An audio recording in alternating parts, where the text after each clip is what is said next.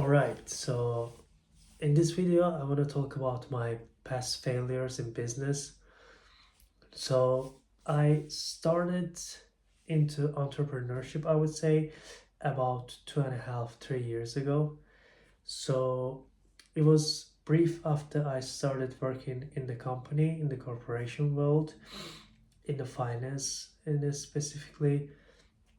And after working like 3 months, 4 months, I was quite sure that it's not for me. So I graduated from, I was actually studying on my master's degree right now, and I started working, but I briefly understand that, okay, like this is not for me. I can't do it for a long term. I have to work for this period, like I have to sustain myself, but in the long run, I was clear that like it's not for me. So that's why I started to and like always, I had this dream on my mind to be a business owner, to be an entrepreneur, like doing my own stuff. Like from the childhood, I grew up in a small town. Like I was seeing the business owners, like clearly you can see they're different. They're not like you going out on some like average weekday and you see that like they're so relaxed, or I don't know, they're not in the work like everybody else, or etc. They just have their own free schedule, etc. Like from that time I was have a kind of dream that, okay, I also want to do something similar, but of course I didn't have much information back then, like when I was child. But yeah, after I decided that's okay, like it's getting serious. Like I started working, I don't like it, and now it's the time to just like go for the dream I had, and I need to start doing something like tangible, something like some small steps in order to become a business owner, become an entrepreneur, right? So I started like self-educate myself. I started like reading books like Robert Kiyosaki, Rich Dad Poor Dad. I started like watching YouTube videos about the money, how the business works, like in general, like how to make money, like not working on your job, outside of your job, etc. And I was dabbling around like for maybe like more than 6, 7 months to like really what to do, because you may already know that there is a lot of information on the internet, especially in YouTube, and like there are a lot of books like which a lot of them are useful, but it can also make you stuck and just you can't like choose which one of them do you like. I was watching videos like how to like make money on real estate. I don't know how to make money on like online business on internet, this side hustle, that business. And only after like 6, 7 months, I just made my decision that, okay, like it was my dream from the beginning to become a business owner, so I will go after that, not like not crypto, I don't know, not like uh, investing kind of thing, like try to like not like nothing else but just being a business owner. So I started like going into and trying online businesses. I would say first I tried dropshipping. It was like popular back then, I would say, on the internet world. So I started trying that, but from backing, like from looking back that moment, I would say that I didn't like spend a lot of money on ads on everything, and I didn't even like really test it and see like is it really works or not. I was spending too little, and I didn't know it's too little. I was thinking that's fine, but yeah, that's why like I tried a couple products, they didn't work, but I learned like eh, good skills of building, I don't know, building websites, how to do like ads, etc., etc. Like it was a good introduction for to the marketing world for me. And after that, I also tried to sell some advertising for the small businesses. It also didn't do well. So I tried these business ideas for like 4 or 5 months, and later I decided to, okay, like I need to own like a physical business, like something tangible, so it will be more serious for me, rather than just playing on my computer, like doing stuff which didn't work, none of them. So that's why I started searching for an ideas, like what can I do, what business can I start, what like brick and mortar business I can start. And still at this time I was still working on this corporate job, and I was trying to save a little bit of money, but because like I was in, like I just started working, it's entry level job, it didn't pay much, so it was really hard for me to save like a lot of money, I could save like a little bit. And then I decided, okay, like if I can't save a lot of money, so I need to start something, like even if it's brick and mortar, I need to start some business that I don't need much upfront capital, right? So that's why I just, I made the list of the businesses I can start. Then I started to think around it, and I just choose that one idea, which is like it's kind of like a beauty salon for women. And I saw that, okay, I don't need a lot of investment upfront for it. It's just, some simple stuff like chairs, I don't know, lights, etc. So I can rent a place, and I start working on it, right? For the context, I was doing it in Poland. I still live in Poland.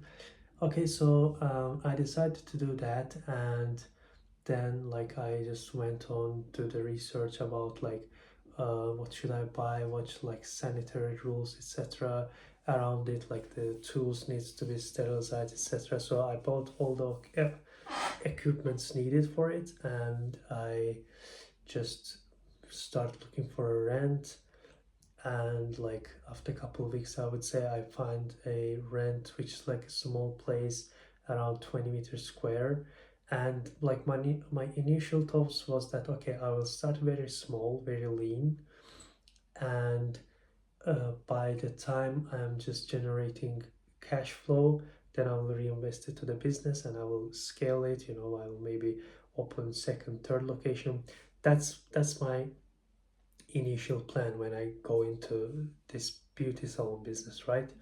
It was never like I will have one location, I will be like, it was never that. I just tried to just make it happen, then like really make the formula simple, like the business plan I would say simple, and then later I will scale it to the multiple locations, etc., right?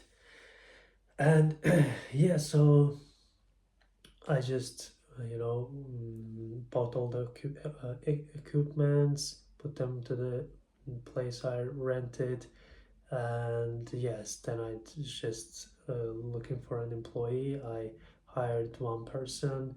Like I was thinking, like, okay, this is a small place. I can have like 3 employees at the same time. Then but after like hiring one employee, I quickly saw that it's like I was also doing like I was using my marketing skills to generate customers to my business, of course. So I was quickly started doing like Facebook ads.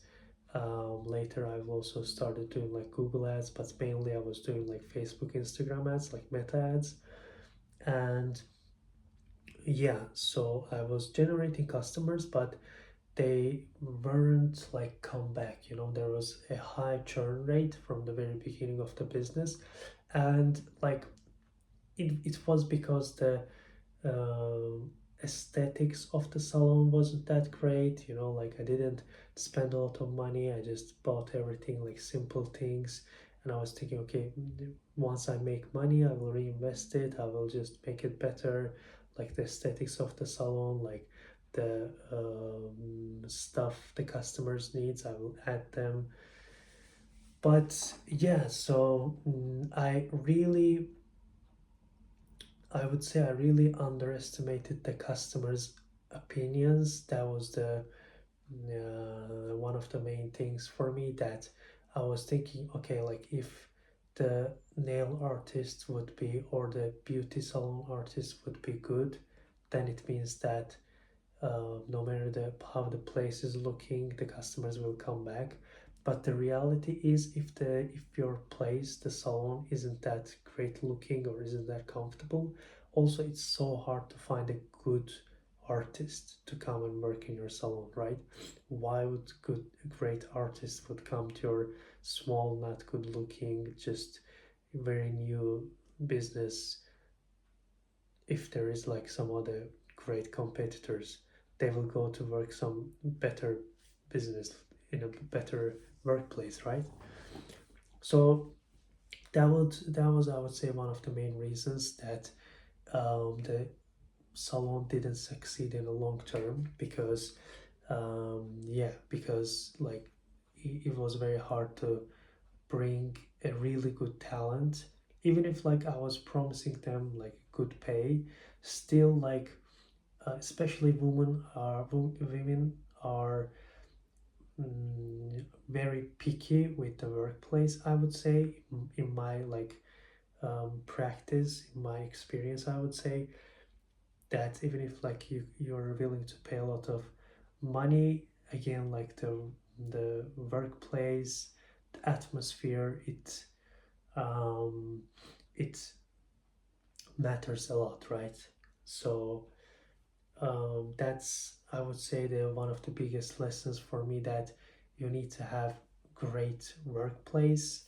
Like, what I mean by great workplace, like the place should be comfortable. You need to have like like stuff for the employees to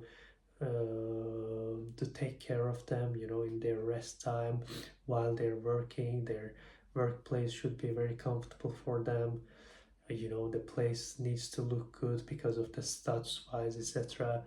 Like they want to work in a good place. No one's want to work in a not good looking place, especially women.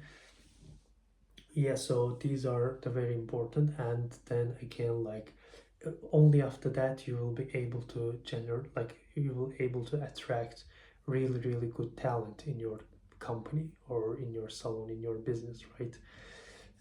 And by attracting a great talent, then you will attract a lot of customers and you will retain a lot of customers, right? Even though like you may say that, okay, the artist, like the employee, will have good relationships and he will keep make the customers come back. Yes, that's one part, but the main thing is that to be able to provide a quality premium service, right? Yeah, so I would say like service, like in all service businesses, like your product is your employees, like your product is your service, right? And the service comes from the master who provides the service. That's why like your employees are your product.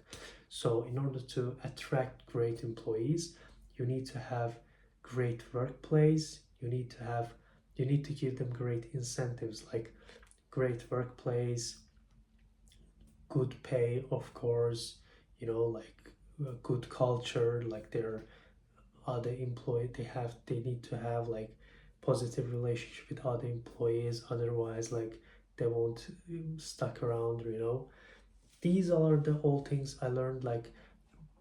And first, like I was thinking, okay, service-based business, it's great to for beginners, because you don't need like a lot of money to start with, and you can learn a lot of valuable lessons.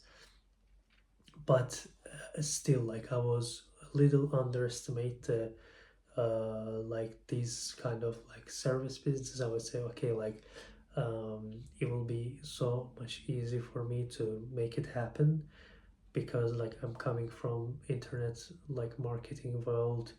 Most of the salon owners, like they don't have good marketing in place, etc. I was thinking like, okay, I will just beat the competition with my skills of like better marketing. I will find better employees by using my marketing skills. I will attract many customers using my marketing skills. But it was really great lesson for me that never underestimate your competition. And also when you're just going into new business, like new arena, there are a lot of things you don't know, even though you think you know, even though like you did your research, you spend a lot of time on it trying to learn everything. You read, like I read maybe more than 1,000 customer reviews. I make the notes, etc., like from other salons, from other businesses, Google reviews, etc. And I was really like do my due diligence, like okay, what customers like, what they don't like, what they value, what they don't want to see, don't want to experience when do they come to your business, etc. So even though I still had a lot of like things I didn't know because I didn't have my personal experience. Like how can I know? Like I'm a guy. I haven't been to beauty salon. I didn't get like treatments there. So that's why I didn't like. I was thinking, okay, I will hire the professionals and they will do the work. I don't need to be like, but I'm not saying like you should know, but you always need to know that some people who are the professionals, like your competitors, they will always have an edge over you to know those details, which is important details, right? Also, like just knowing details doesn't mean that you will able to provide good services, like you will like those details to your customers, because it's like knowing is just the beginning part of it. Implementing it is it's a different kind of story. For example, if you know that okay, I need to provide this and this kind of services to the customers, it's what they're most value. But if you don't have enough cash flow to just buy the equipments needed to provide that service, then it's kind of like no use for you to know that information. It's good to know, but like you still can't do anything. You need to have cash flow in order to provide this service or something else. So I would say that also the another important lesson I learned from operating a service business, that you need to be, I would say, like when you're doing like your cost calculation, etc., in the very beginning, and you just kind of estimate everything. You estimate the revenue you will generate, you estimate your costs, how much profit you will generate, how much you're going to pay on payroll, etc. It's very important to be very precise on those numbers, because like Elon Musk talks about it, that it's very hard for entrepreneurs um, to be real with these things. He's saying that like most of us are suffering from being, how he was saying the exact words, like being too optimistic. That was the meaning, like being too optimistic about that. Okay, it will work, no problem, no problem. So I was also the same in the beginning. Like I was overly optimistic about the numbers, like how many customers I will generate, how much revenue I will make, what will be the profit, etc. But the real numbers and real calculations on the business, after a couple months, I saw that those were very, very different what I was thinking initially, because I was being too optimistic. I wasn't thinking, like I was thinking like a worst case scenario, but I was too sure of myself that it won't gonna happen to me. Like I was too optimistic about all of these things. So yeah, that was the main lessons, to not to to be real with your finances, the numbers. Always think like the worst case scenario, and always make sure that how are you going to generate revenue, and how many, if you're in the service business, how many employees you need to have in order to generate enough revenue and make enough profit in order to pay all of your expenses. And don't be too optimistic with that, because it will just kill your business, right? If you don't have enough profit to pay the basic like needs of the business, like rent, I don't know, like electricity, etc., like these kind of things, then you don't have business, right? You will go out of business like very soon. So that's why I think that that was one of my main lessons I learned. Like, be very real with your finances. You need to have like great workplace, and it's you need to have great workplace in order to bring great talent. That's the second lesson, I would say.